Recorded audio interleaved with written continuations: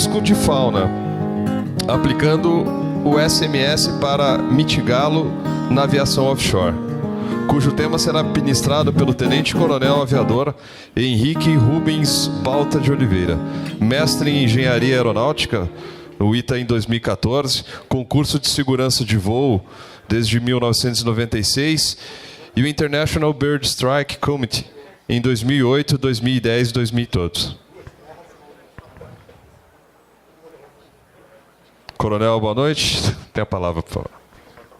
Boa noite a todos. É um prazer poder falar para os senhores aí nesses minutos. Eu tenho uma sequência de slides bastante corrida, porque são informações que eu considero que não são novas, mas pretendo que os senhores percebam o que eu vou falar de uma maneira nova. Então, a gente está numa aviação aí cada vez mais moderna, com equipamentos mais avançados. A ICAO está utilizando cada vez mais, de maneira mais substancial, o SMS. E a fauna, como outro risco qualquer na aviação, também precisa utilizar essa ferramenta. Há uma tendência de nós, pilotos, acharmos que a colisão acontece porque tem que acontecer, ou que isso não tem solução e nunca vai mudar. Na verdade, isso tem solução. A solução ela não é tão simples quanto outras coisas. Afinal de contas, a gente não consegue, ok, o urubu que está na proa tal, agora vire para a proa tal. Não vai cumprir, né? Então nós temos que indiretamente influenciar animais irracionais, não são burros, são aves, para que eles desocupem a área de interesse nossa, aviação. Bom, aí a gente vai entrar numa coisa bastante interessante. A área de interesse dos senhores não é a área de interesse da aviação comercial, de grande porte, de transporte de passageiros. Então, eu vou trazer para a realidade dos senhores, ou tentar trazer esse assunto, de forma que os senhores saibam como colaborar para tentar resolvê-lo de uma maneira integrada. Não tem solução só com a gente, setor aéreo. Não tem jeito. Tá? Está na Constituição Federal, como o colega falou anteriormente, a Carta Magna, a maior lei do país, que quem tem que fazer uso e parcelamento do solo urbano, e agora com a lei de 2012, rural também, dentro da área de interesse de 20 quilômetros ao redor dos aeródromos brasileiros, é o poder público municipal. Interesse em fazer? Eles não têm. Nem vão ter. Então, depende de nós termos dados suficientemente organizados, sólidos, que, com o apoio de outros setores dentro do setor aéreo, especialmente operadores de aeródromo, isso se torne impossível de não ser feito, ainda que seja utilizando os meios judiciais. Bom, se alguém não estiver me ouvindo, eu peço para levantar a mão, eu tento falar um pouco mais alto. O objetivo, então, é tentar mostrar uma aplicação do SMS para evitar um outro perigo natural do ambiente, como é a meteorologia. Os objetivos: identificar os principais aspectos e valorizar o SMS. Quando eu falo SMS, para nós, tripulantes, é reporte de ocorrências, é isso. Não é só isso, mas é isso, basicamente e de uma maneira mais forte. Então, reportar ocorrências, isso é muito importante para a gente. Para a gente, setor aéreo, para a gente que está a bordo, para a gente que tem familiar a bordo e para a gente como cidadão também, porque o avião quando cai, cai em algum lugar, né? Bom, vou seguir o roteiro com alguns eventos, alguns só, os conhecimentos básicos, que são muitos para quem não está habituado. Por quê? Porque há um relacionamento entre o setor aéreo e a sociedade, de uma maneira em que esses entes sociais, poder público, autoridades ambientais, não têm muito interesse em participar em alguns momentos, em algumas situações. Ok? O SMS como ferramenta para que a gente tenha esses dados disponibilizados e para que a gente tenha como endereçar de maneira sólida as mudanças que são necessárias, e a comunicação, que está embutida dentro do SMS de alguma maneira, né? Reporte de eventos é uma das partes do SMS. Bom, de histórico. Desde que esse cara aqui morreu, em 1912, várias outras pessoas já morreram. Tá? O mais engraçado é que ele morreu afogado, infelizmente. Aves têm sido problema independente do tamanho delas. Tá? Então, poxa, a minha colisão foi pequenininha, não teve dano, não teve nada, não precisa reportar. Precisa. Por quê? Num dado momento, aquela informação pode fazer falta. Aves de maior porte, né? Quebra de plexiglass ou para-brisas. Vários exemplos de helicópteros, incluindo da Presidente da República, que estava aqui, uma colisão com o urubu, que nós fizemos a identificação por DNA. O colega pode me ajudar nisso, mas a gente precisa de uma coisa chamada nexo de causalidade para poder fazer a regressão de responsabilidade. Certo? E para fazer isso, a gente precisa de DNA. Então, temos que coletar DNA daqueles eventos que nos causam mais danos. E como não fomos nós, setor aéreo, que colocou aquela ave naquele local, a gente tem que buscar a reparação. Ainda que a gente não tenha uma vítima fatal. Bom, coloquei esse evento aqui porque é um evento conhecido dos senhores, né?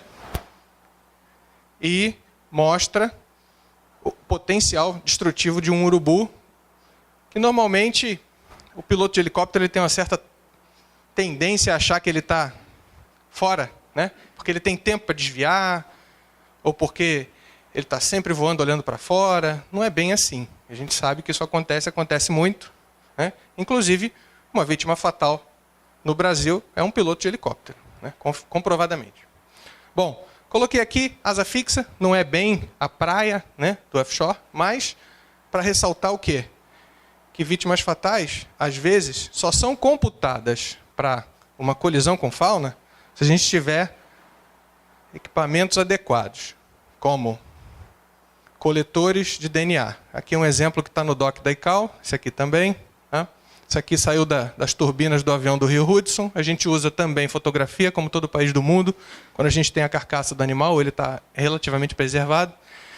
E aqui é um veado, só para dizer que também não é só ser que voa que bate, né? Então, pessoal, isso aqui está aqui só para relembrar a gente de que é peça-chave na hora da gente conseguir reduzir o problema, identificar com o que está se batendo. Bom, helicóptero S-76 Charlie, 2009, né? Colidiu com uma pequena ave de rapina aqui, bem menor que o nosso urubu, né? E 8 vítimas fatais.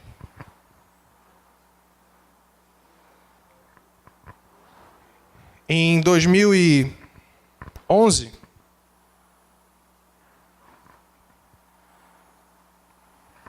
houve esse outro evento aqui, que causou a perda total de um helicóptero, o AH-1W, Super Cobra, do Marines americano, que gerou a confecção de um documento que a gente vai utilizar aqui para comprovar a necessidade de algumas mudanças que passam, obviamente, também pela parte cultural. Cultural por quê? Porque toda mudança, tudo que nos tira do equilíbrio, gera um certo desconforto, até que a gente se acostume com a nova situação de equilíbrio. E isso é mudança. Por quê? Porque hoje, muitos dos senhores consideram, ou podem considerar, que reportar evento com fauna não vai dar em nada. Mas, se não reportar, é que não vai dar em nada. Ok? A aeronave foi perdida, mais de 20 milhões de dólares e 2 tripulantes, o que não tem preço. Dia 19 de setembro de 2011, o voo estava ocorrendo numa altura e numa velocidade bastante particular para o helicóptero, né? É uma operação que não tem nada a ver com asa fixa. E a vigilância abaixo de 1.000 pés, foi um problema que influenciou. Os pilotos estavam voltados para a visualização da área. Eles estavam fazendo operação militar, estavam olhando a área de pouso, etc.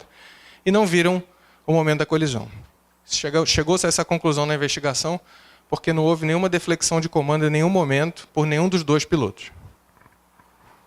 Bom, o rotor principal e a parte superior da transmissão se desprenderam da aeronave, então, poxa, a colisão foi com uma ave pequenininha, bem menor que um urubu.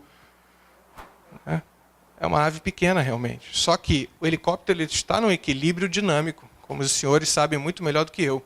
Então, qualquer coisa que tire o helicóptero desse equilíbrio faz com que os efeitos aerodinâmicos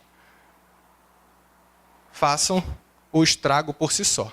Nesse caso, a colisão daquela águia ocorreu na transmissão do rotor de cauda, atrás da aeronave.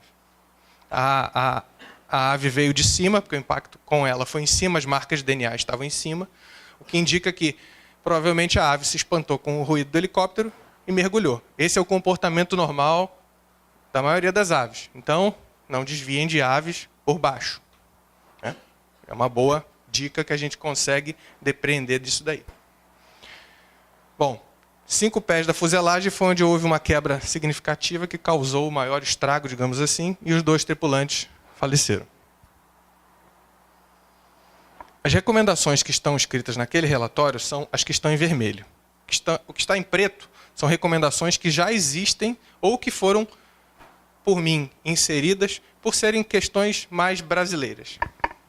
Então, considerar o reporte de eventos uma prioridade. Isso está no relatório. E aqui eu só coloquei quais são os eventos que a gente considera como eventos de interesse no país. Para isso que o nosso banco de dados está disponível na internet, para reporte e para consulta. A informação-chave citada no relatório americano é a altitude de voo, local da colisão, local espacial, não é o local na aeronave. Claro que isso também é uma informação interessante e disponível, assim como a espécie. Nem sempre é possível, vai ter que ser necessário DNA.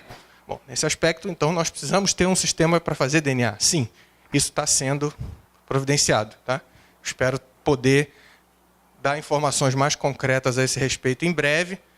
É uma coisa que talvez muitos não percebam, mas é uma necessidade. Por quê? Porque o operador do aeródromo, que hoje é o encarregado, digamos assim, de reduzir a quantidade de atrativos dentro do sítio aeroportuário e de cutucar o poder público para fazer isso fora, dentro daqueles 20 quilômetros, ele precisa dessa informação. Porque senão ele não consegue saber o que é o atrativo.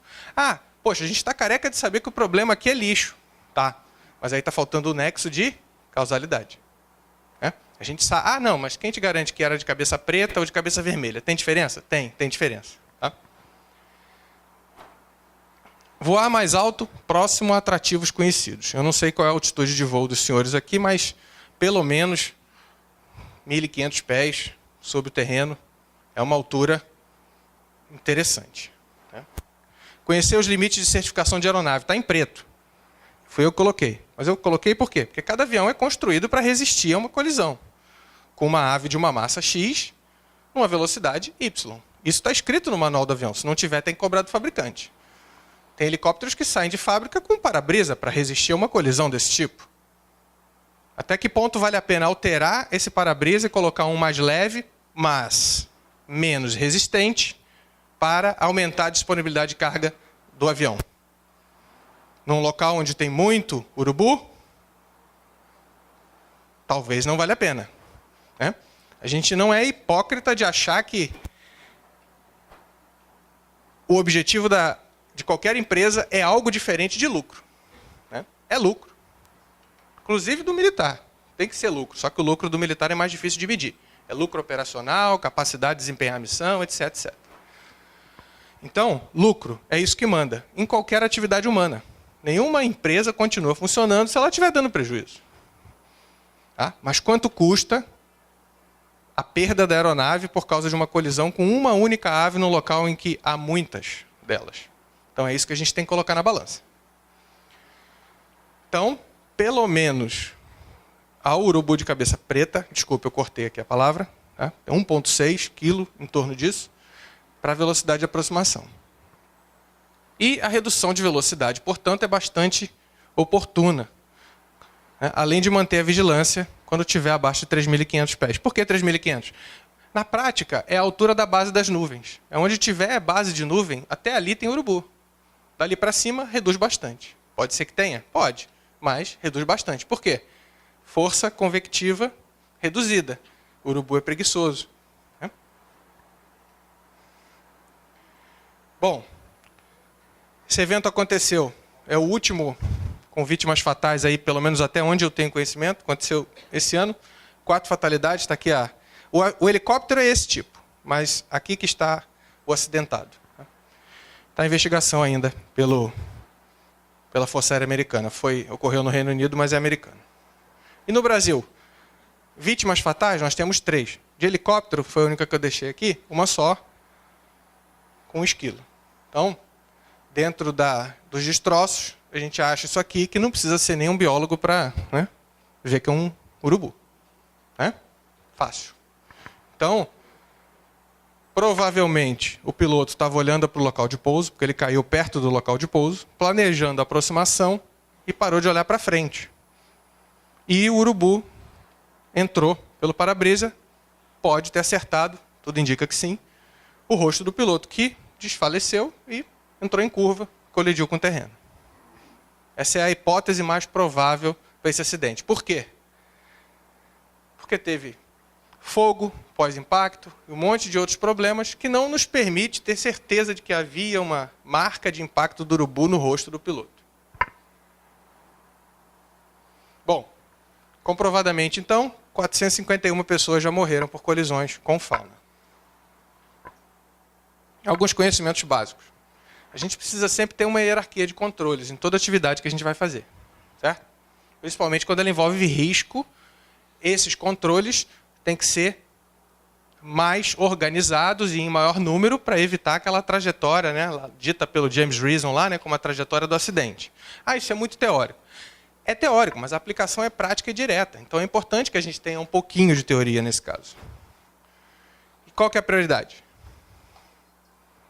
Primeira delas, primeira opção, cancelar ou evitar. Segurança de voo é maravilhosa, só não voar. É viável? Não. O exemplo que eu dei, não. Outros, pode até ser viável. Se eu tenho uma situação em que uma ave gera um risco desproporcional numa fase do ano, num período do dia somente. Eu tenho um exemplo de cabeça, não é ave. Na Austrália, morcegos. Os morcegos lá são gigantes. E o aeródromo parou de operar no momento em que os mamíferos estavam chegando para se alimentar. Eu tive a oportunidade de ver isso uma vez, é uma manada, o céu fica preto. Realmente uma quantidade absurda. Tem que parar a operação, não tem o que fazer. E eles são atraídos pelo quê? Aí que está o gerenciamento. Por que eles estão ali? Por causa do néctar das árvores, não sei o quê. Tem que estudar para saber. Não dá para ficar na tentativa e erro. Então, dá para cancelar a operação? Dá, pode ser viável. É a primeira opção. Reduzir frequência ou gravidade. No caso específico de fauna, reduzir presença de aves. 3 As. Água, alimento e abrigo. Abrigo é o mais difícil. Água também não é muito fácil. Agora, alimento, vazadouro de lixo não é para existir. Está na lei. Só precisa ser cumprida. E é muito fácil de ver, de identificar e de ver que aquilo está afetando a segurança da operação. Então, é o nosso principal ponto de inflexão, de colocar energia, acredito eu. E dentro do aeródromo? Água, alimento e abrigo também. E, além disso, o operador do aeródromo tem que colocar ali gente para manter aquele local com um nível maior de segurança, que quer dizer um nível menor de presença, de uso pelo local, pelas aves. Isso já está no RBAC da ANAC, que foi aprovado esse ano. Já vale. Valia antes, né, como o colega bem falou, estava num DOC da ICAO, mas agora vale como um RBAC nosso. Desde 2012, com a lei aprovada, a gente está aguardando o decreto dela, mais uma coisa que está escrita no decreto também é isso. Então o RBAC está alinhado com o decreto, caso essa dúvida surja. E a redução da velocidade da aeronave. Também reduz a gravidade, não a frequência, né? Segregar a exposição é a última hierarquia de controle. Uso de dispositivo de segurança. Tem algumas luzes que estão sendo estudadas aí mundo afora quanto a isso. Não é a luz de pouso normal. O radar também não tem nenhuma comprovação. Mas, se dá para usar, por que não? Emissão de alerta. Né? Tem inclusive alertas em outros países aí que são propriamente criados para aves, para que as tripulações evitem os locais onde as aves estão. É isso aí, não é para que as aves evitem os locais dos aviões. Como eu falei, eles não vão cumprir a instrução da torre de controle. E procedimentos.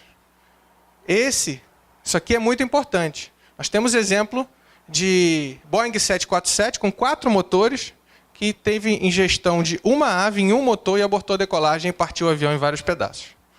Os tripulantes saíram com ferimentos leves, mas eles cometeram um erro operacional. Né? Então a gente tem que ter isso no nosso briefing de decolagem, no nosso briefing de aproximação, né? Sabendo qual é o critério de certificação do nosso equipamento e tendo uma boa ideia de quais são as aves que a gente pode encontrar pela frente. No Brasil, pelo menos urubu de cabeça preta. Pelo menos. O saneamento básico está muito deficiente ainda. Bom, para começar o gerenciamento, a gente precisa ter uma definição. Então, o que é colisão com fauna? Eu chamo a atenção dos senhores para essa última parte aqui. O restante é bem normal, bem autodedutivo. Né? Esse último não. Esse faz parte da definição americana que a gente incorporou aqui. Tá? Então, a gente pode ter uma colisão sem que haja o impacto. É isso. É isso. Uma abortiva de decolagem porque tinha um cavalo na pista. É uma colisão. Ainda que a aeronave não tenha tocado no cavalo. Mas aí o avião saiu da pista, runway excursion, pegou fogo, não sei o que, morreu gente. Virou um acidente por fauna. É isso aí. Essa é a ideia, porque é o evento que causou a sequência a sequência seguinte de eventos que levou ao acidente. Tá? Bom, todos os países do mundo, quantidade de colisões só aumentando. Tá? Chama a atenção para os Estados Unidos que eles estão usando 10% dos demais aqui. E no Brasil? Também. Aumentando. Na linha vermelha já é colisão por movimento. Então a gente vê que está aumentando mesmo com o aumento de movimento que a gente está tendo no país. Tá? Isso é uma dúvida que sempre surge, uma dúvida acertada. Né? Se a gente está se expondo mais, bate mais. Mas só que aqui está aumentando mesmo assim. A gente tem que ter em mente que não tem mágica. Né? As aves estão lá, os animais estão lá, por quê? Porque eles têm a capacidade de se adaptar. Se não se adaptasse, já estariam extintos. Né? Aconteceu isso com os dinossauros. Então, todo aeroporto tem fauna. Ninguém está vendo? E agora? Nenhuma solução resolve tudo. Então, eu tenho que usar barreira, eu tenho que fechar as valas de drenagem, eu tenho que botar gente para espantar os animais que ainda estão resistindo e querendo vir para o local para se alimentar, ainda que seja dos insetos. Eu tenho que matar os insetos que estão na grama. Então, é um conjunto de ações que tem que ser feito pelo operador de aeródromo. Eu sei que, para os senhores, muitas vezes, é muito mais em rota do que no aeródromo. Mas o aeródromo tem que ser um local seguro também. Estou chamando a atenção disso porque é um complemento. Isso também está naquele relatório que eu li as recomendações. Deixa bem claro que no aeródromo, o operador do aeródromo. Em rota, procedimentos operacionais e questões relativas ao uso do solo, que lá nos Estados Unidos são bem menos severas do que aqui no Brasil. Número alto de reporte não indica risco elevado. Por quê? Cada númerozinho aqui pode ter sido com um colibri de 10 gramas ou com uma anta de 300 quilos. O que aconteceu esse ano, a anta de 300 quilos, aqui no Brasil. Anta, veado, então não é só ave, não. Tá? Mamífero pequeno, né? Deixou o avião groundado aí por 3 meses. Então, prejuízo sério para a empresa. Está aqui a foto da anta. Porto Urucu, aeródromo operado pela Petrobras. Hoje já cercado, mas na época, não. Curiosidade, no dia da colisão foi o dia que a ANAC aprovou o RBAC, em que estava escrito que tinha que cercar aeródromo. Mas, gente, cá entre nós, precisa de um RBAC para cercar um aeródromo no meio da floresta amazônica? Não, né? A gente não precisa fazer só porque está escrito. A gente tem que fazer para mitigar o risco. Será que não dava para saber que anta era um risco nesse aeródromo? Então, é isso. Essa é a mudança. Essa é a grande mudança que a gente tem que ter. Tá? Tem custos indiretos, tem custos diretos, mas as piores consequências são os colegas que não voltam. Tem a perda da fauna também, né? É um custo, né, também irreparável, né? Mas, claro, a nossa espécie é mais importante. Então, 300 quilos em cima da pista. Tem evento também de família de porco, tem de tudo. Então, assim, aeródromo não é local de conservação, não é local de criação de animais. Será que tem algum taxista ali colado no aeroporto que alimenta os pombos? Será que o pessoal da comissaria, quando sai com a comida, acomoda isso corretamente no local fechado? Se não, alimento disponível é animal sendo atraído. Ainda que não seja aquele que a gente vai bater. Eu posso atrair o rato, que atrai o gato, que atrai até que eu bato lá em cima no outro. Então, é importante ter em mente isso. E nós todos somos fiscais em potencial. Fiscais para chamar atenção e para corrigir o problema. Essa é a mudança de comportamento. Bom, a ANAC no dia 30 de maio lançou um RBAC, que fala sobre identificação de perigo, da mesma forma que a gente fala, né, nas outras áreas, que fala de gerenciamento, dentro de um programa que o aeroporto roda na sua rotina, e que fala de plano de manejo. Plano de manejo é para abater, para capturar a fauna, é outro passo. Tá? O importante para a gente é isso aqui, diminuir o risco. Só que tem questões ambientais que estão associadas, né? A gente sabe muito bem disso, não pode fazer o que a gente quer, né? Tem que fazer o que está escrito, tem que fazer de acordo com a lei, e a lei ambiental existe, e as penas são duras. Né? Então, eu listei algumas ações nos aeródromos, né? E no Brasil não é proibido o abate não, tá? Já aconteceu e cada vez vai acontecer mais. Tive ontem numa reunião com o pessoal do Conselho Nacional do Meio Ambiente, e a gente espera aprovar em novembro próximo uma resolução para facilitar os procedimentos dessa natureza dentro do aeródromo. Dentro do aeródromo. Porque eu falei, dentro do aeródromo não é um local igual lá fora. Lá fora o pessoal pode andar de bicicleta, pode soltar pipa, pode criar gato. Lá dentro não. Não é isso? Bom, isso aqui eu tenho que mostrar, não tem jeito, porque é o que a lei fala, de 20 km. E é importante que a gente tenha em mente que isso aqui foi feito em função da trajetória de aproximação de aviões comerciais. Então, quando os senhores reportarem o evento, coloquem para a gente radial distância, para a gente saber onde é. Por quê? Porque provavelmente no entorno daquele ponto onde houve a colisão, tem um atrativo no chão. E é esse atrativo que a gente está querendo identificar, através dos reportes dos senhores. Tá? Isso foi feito baseado no Banco Americano, dá 92% de colisões até essa altura de 3.500 e 86% de colisões com danos. No ano passado, no Brasil, a gente teve 85% dos nossos eventos reportados ao CENIPA nessa área. Então, números semelhantes. Isso já está na lei aprovada. Por quê? Não dá para fazer uma mudança radical no país inteiro. A gente tem que focar os esforços. E o foco dos esforços é nessa área. Só que a proporção da área do entorno em relação à área de dentro do aeródromo mostra claramente que esse cara aqui, poder público municipal, faz parte do processo. Apesar de não querer, apesar de não enxergar isso de uma maneira muito simples. Por isso aquele papo todo de nexo de causalidade, reporte, solidez de dados, para auxiliar o operador do aeródromo a nos representar bem como setor. Urubu de cabeça preta e vermelha estão entre as espécies que mais causam danos às aeronaves. Na aviação civil, esse cara aqui é o papa do assunto no mundo, americano, e na aviação militar.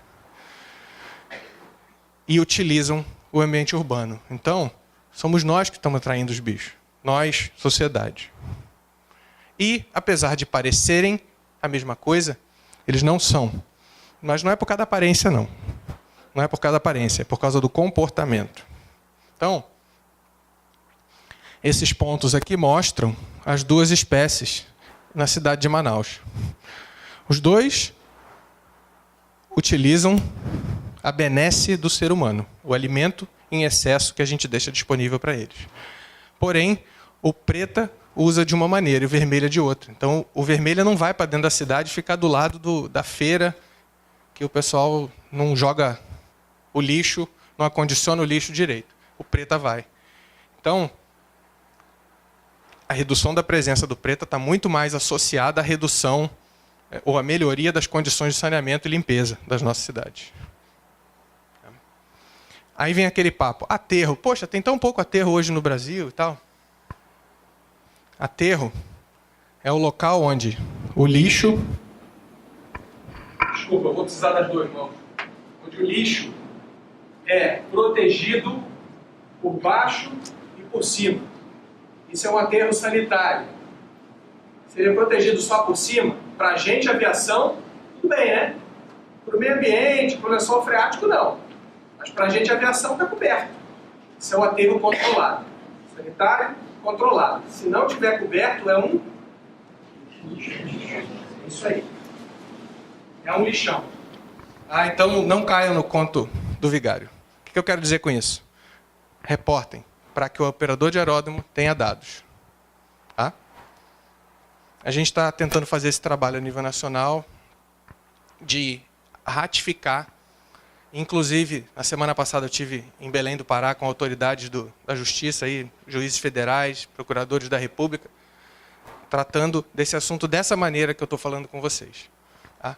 Para a gente cobrar dos municípios o que eles têm que fazer, porque está escrito na Constituição. É isso.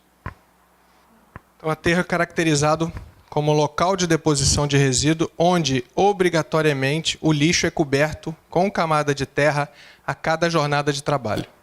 Tá bom?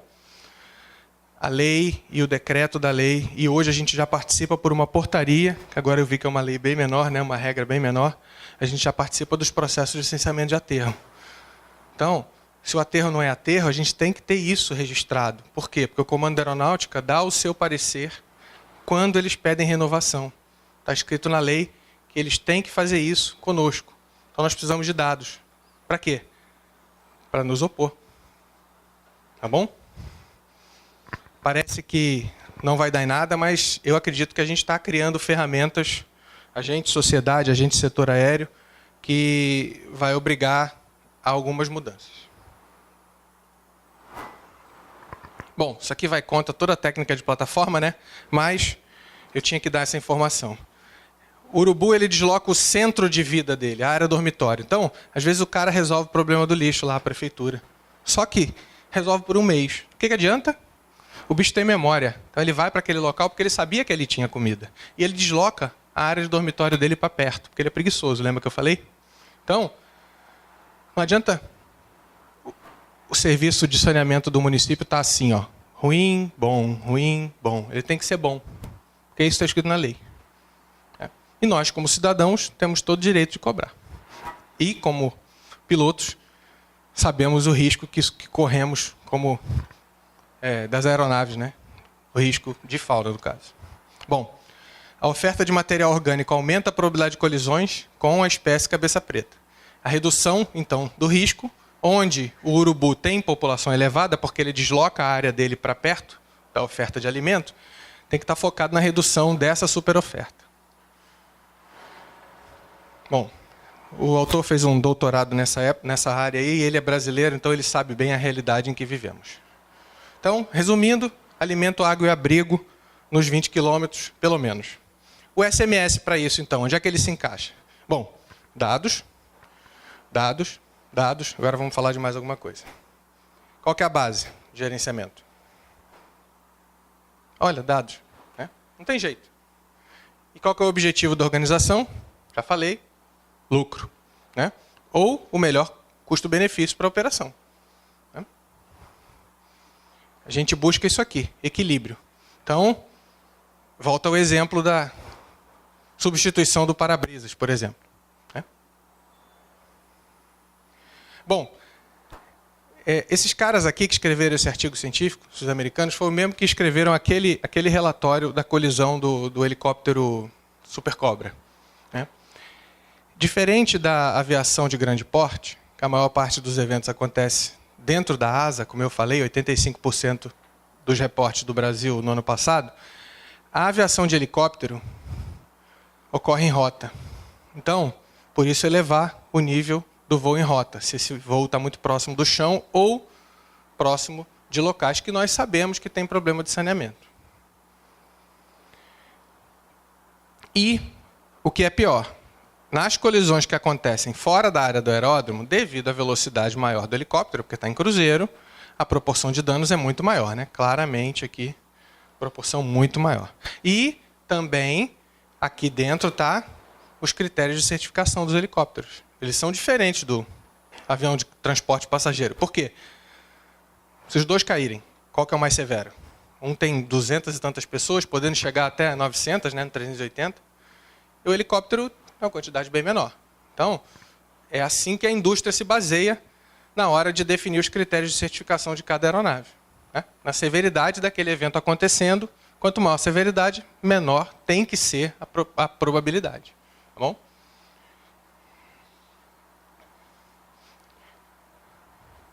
Foi o que eu comentei. Bom, aqui a gente observa uma coisa muito interessante, que é por isso que a gente está aqui, inclusive. Olha esse aumento aqui de colisões. Quando ele fala colisões, ele está falando de colisões que foram reportadas, obviamente. Vocês acham que existe alguma mudança natural que faria isso?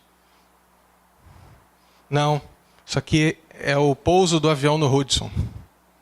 Aumentou o alerta do americano. Tá? Isso para helicópteros civis, tá? E a quantidade de horas de voo? Não teve grande variação, ela está oscilando ali. Então, quer dizer, não teve mais exposição. O que teve mais foi alerta situacional. Que é isso que a gente tem que manter em cima num país como o Brasil, onde as condições de saneamento são sofríveis e a gente tem uma população enorme de urubus. Então, infelizmente, a gente tem que manter esse alerta elevado por mais tempo para ter resultados.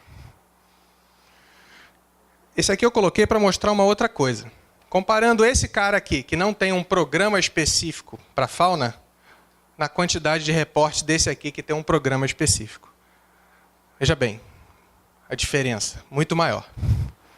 Claro que aí entra a hora de voo também. Eu tenho que falar isso. As horas de voo não consegui a informação de quanto cada força usou. Bom, certificação. Temos que saber isso, né, para o nosso equipamento. Né? E é pouco. É pouco. O critério de certificação é baixo. Lembra que eu falei que o urubu tem 1.6? Aquele era para estrutura e esse é para o motor. Tá? Esses efeitos perigosos também são interessantes. No dia 23 de agosto passado, nós tivemos uma ingestão por um avião da TAM, no motor 1 de um urubu em Belém. O motor, na hora da ingestão, a N1 caiu. N1 é o que gera o empuxo do motor. Caiu e ficou em 19%. Depois os caras cortaram o motor e ela continuou em 19%. Era só o efeito aerodinâmico. O que eu quero dizer com isso? Que, primeiro, tem muito mais do que um urubu em Belém. Né? Primeiro, isso. E isso foi mostrado lá às autoridades. Mas o motor ter deixado de funcionar não é um efeito perigoso. Tá? Os efeitos perigosos ao motor são esses. Então, o que aconteceu com o Hudson, por exemplo? O motor se comportou como deveria. Tá? Pena que foram os dois. Né? Mas o motor é construído para não apresentar esses efeitos nos critérios que estão aqui embaixo, de ingestão em relação à área de entrada de ar. E aqui não está escrito gerar empuxo, que eu acredito que é a principal função do motor. Né? Bom, só para orientar, vou dar um zoom aqui. Isso aqui é um aeroporto, né? Claramente aí uma área que foi aterrada, né? Para fazer um aeroporto. botei o norte aqui só para a gente saber que trocou a orientação, para mostrar isso aqui e para continuar dando um zoom nessa lagoa. Essa lagoa é coberta, apesar de estar na cara do mar. Por quê? Porque a ave não bebe água salgada, ela bebe água doce. Então os caras estudaram e chegaram à conclusão de que valia o investimento de cobrir aquilo ali. Por quê? Porque eles coletavam dados. Se eles não coletassem os dados, eles nunca iriam convencer o cara que abre a torneira do dinheiro de que ele tinha que cobrir aquilo ali. Então é só um exemplo da importância de coleta de dados. Por quê? Todo gerente é assim. E tem que ser. A empresa tem que dar lucro. Né? E sempre tendo em mente que risco é probabilidade de severidade. Isso já está escrito numa regulação da ICAO. O uso desse tipo de tela, por exemplo. Bom, os nossos parceiros aqui aeronáuticos, eles estão divididos dentro da Autoridade de Aviação, Autoridade Aeronáutica Militar e a Autoridade de Aviação Civil. Então a gente consegue se identificar aqui dentro, seja dentro do operador do aeródromo, seja como operador da aeronave. Todos esses caras aqui querem reduzir a quantidade de eventos que causem prejuízo ou acidente. E eles estão aqui numa matriz de poder e interesse comparados com o poder público, que não tem tanto interesse, mas tem mais poder porque está escrito na Constituição que ele tem esse poder. Não estamos inventando nada. Então, um instrumento que a gente vai utilizar cada vez mais é um fluxo de avaliação que conste a presença do Comando da Aeronáutica por meio do Comando Aéreo Regional e a emissão do parecer. Para quê? Para que, se acontecer um acidente, o poder público não possa dizer eu não sabia, porque está escrito no parecer. E para isso que nós precisamos de dados. Quem coleta dados? Todos nós, tripulantes, operadores de aeródromo. E a ideia disso é o quê? Considerar as nossas características culturais. A gente não gosta de papel, é fato. Né? Definir adequadamente as políticas e os objetivos do setor aeronáutico, a nossa cultura como organização, sejamos nós provedor de controle de tráfego aéreo, operador de aeródromo, de aeronave, ou até o órgão investigador, para que a gente, utilizando a base dada pela ICAO, consiga fazer um bom relacionamento com a sociedade. O bom relacionamento pode não ser o que eles querem, né? Mas o bom relacionamento é reduzir acidentes, principalmente acidente com vítima. E dentro daquele parecer, a gente tem alguns critérios para alguns tipos de atividades com distanciamento mínimos, onde, por exemplo, uma atividade de aquicultura aberta não pode ser instalada até 5 km de um aeródromo. Ou um aterro sanitário não possa ser instalado até 10 km do aeródromo. Então, a gente está tentando criar cada vez mais ferramentas jurídicas para que a gente possa cobrar. E a cobrança é feita com dados.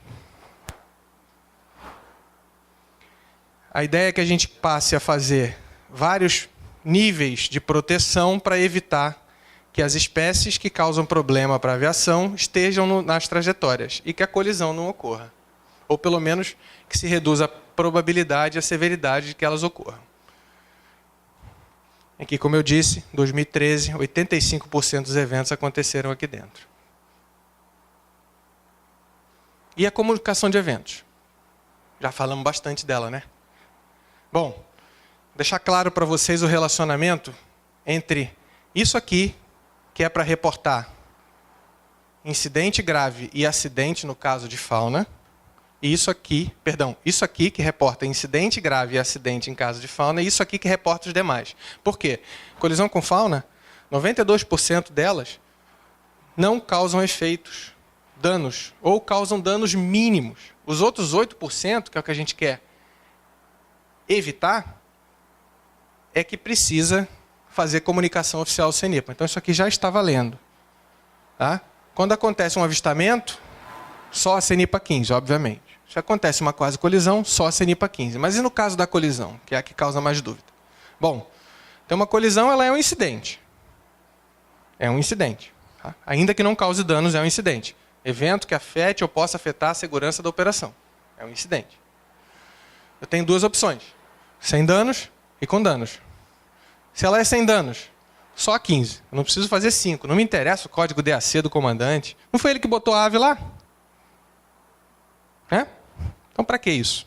Vamos coletar o dado que precisa e não sobrecarregar quem está querendo reportar para fazer duas fichas. A ideia é essa. E, principalmente, a maioria dos eventos, como eu falei, 92%. Se a colisão tem dano e o dano é leve, ainda é um incidente. Só a 15 basta. Se a colisão tem dano severo, lesão grave, ou, claro, morte de alguém, virou incidente grave ou acidente. Né?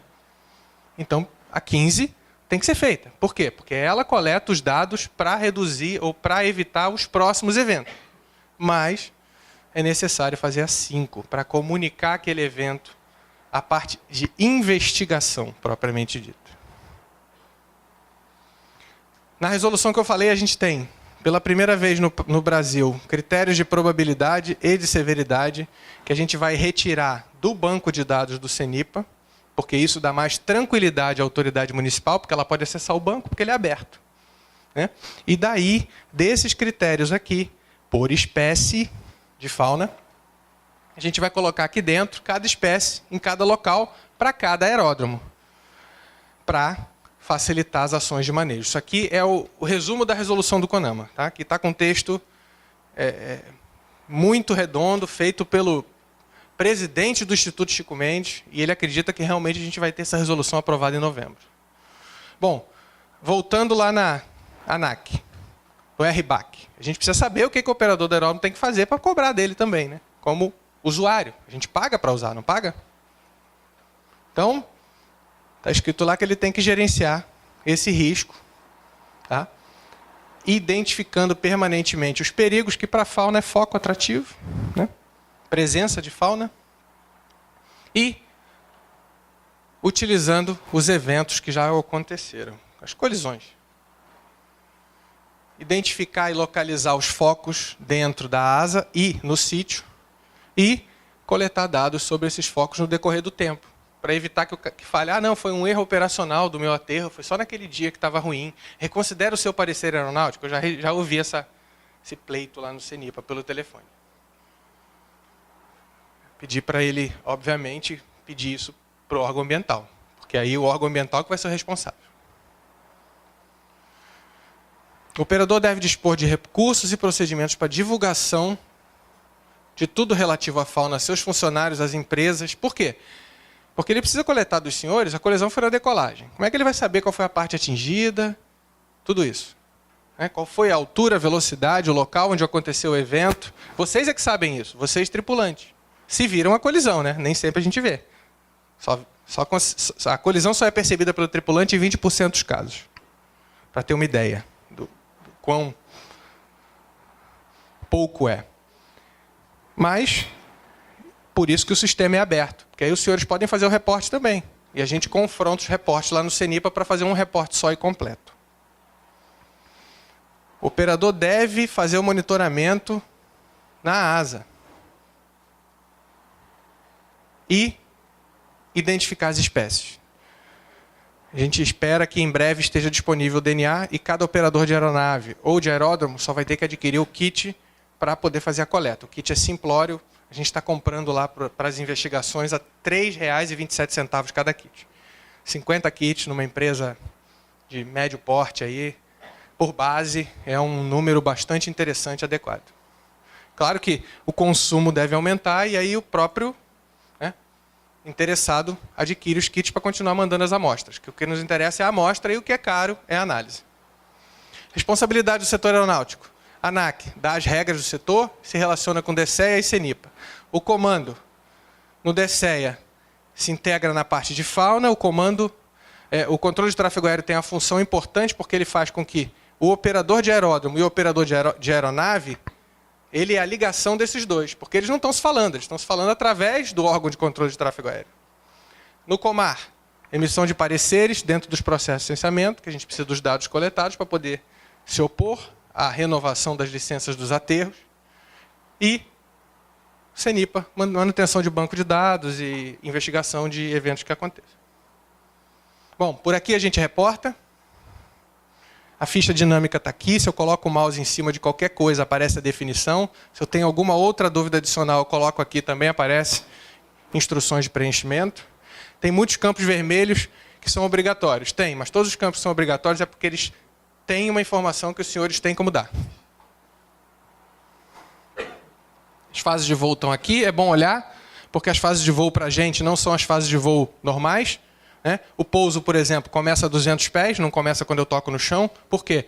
Porque a 200 pés eu ainda estou na área de influência. Se o meu aeródromo tem um programa de gerenciamento legal, lá ele ainda é efetivo. E aqui a gente faz a pesquisa. Vários critérios de pesquisa, inclusive aeródromo, tipo de evento, etc.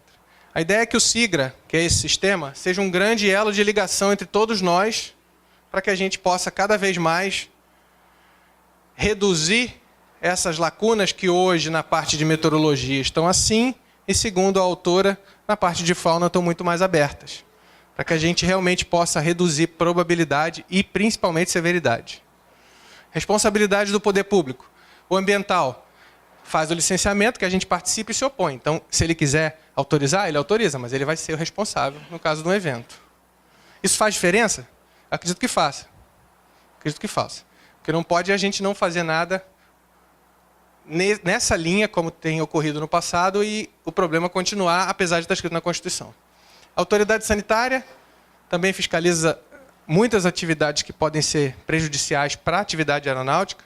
Prefeitura com o uso do solo, como está na Constituição. Fiscalização de atividades e aplicação de plano diretor, que diz para onde o município cresce, como cresce, etc. E tal. E o Ministério Público, na promoção do inquérito civil e da ação pública. Precisa do nexo de causalidade, precisa do reporte, precisa do DNA. E assim, senhores, eu segui esse roteiro aí, espero que tenha sido claro o suficiente, mostrando que nós temos um papel importante para reduzir risco de fauna. Que a gente não pode ficar esperando porque o acidente está batendo na porta. E quando eu falo acidente, eu não estou falando de uma ou duas pessoas, não. Olhando o banco de dados lá, vocês vão ver que eventos sérios têm acontecido cada vez mais repetidamente. A aviação está aumentando, vem a regionalização aí, né? Então, cada vez mais a gente está aproximando a aviação de cidades com serviços de pior qualidade em termos de saneamento básico. Acredito que a gente conseguiu alcançar juntos aí esses dois objetivos. Usei algumas referências que eu coloquei aqui para os senhores. E deixo à disposição os contatos. Desculpe, ficou ruim aqui, mas o meu e-mail, todo mundo sabe, riscoaviario@cenipa, etc. Eu agradeço a atenção de todos.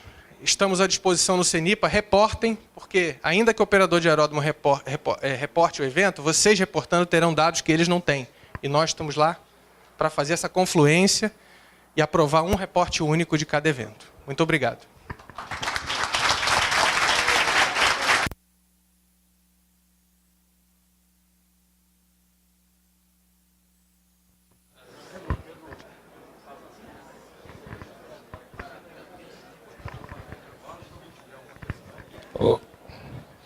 Senhores, só um minuto.